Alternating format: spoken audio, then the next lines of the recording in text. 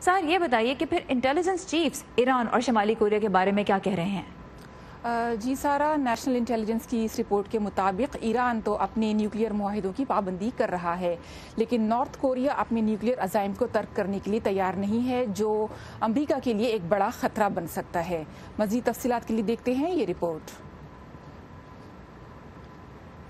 امریکہ کے intelligence chief نے دنیا بھر میں امریکہ کی سلامتی کو لاحق چیلنجز کے حوالے سے کافی پرتشویش تصویر پیش کی ہے۔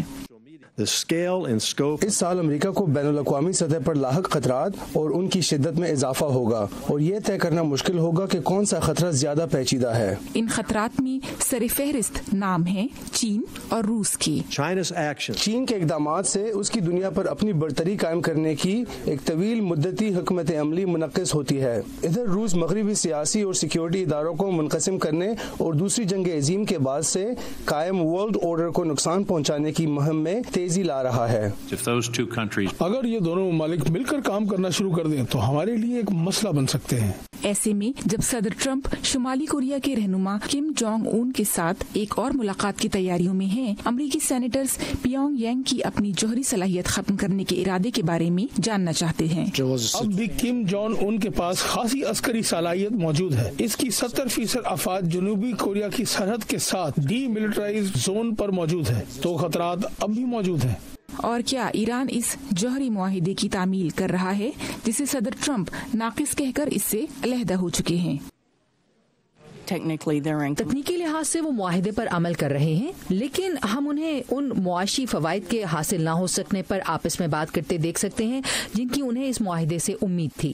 CIA کی ڈائریکٹر جینا ہیسپل نے شام میں داعش کے بارے میں ایک پیچیدہ تصویر پیش کی، جہاں سے صدر ٹرمپ امریکی افواج کے انخلا کا اعلان کر چکے ہیں۔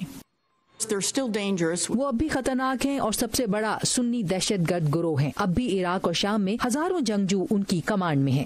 امریکی انٹیلیجنس کے عہدیداروں نے سینیٹرز کے وینزویلا کی صورتحال کے بارے میں سوالات کے جواب دیتے ہوئے صورتحال کو غیر مستحکم کہا، جبکہ سینیٹر اینگس کنگ نے متنبہ کیا کہ امریکہ کو وینزویلا میں حکومت کی تبدیلی کے لیے کسی مداخلت سے باز رہنا چاہیے۔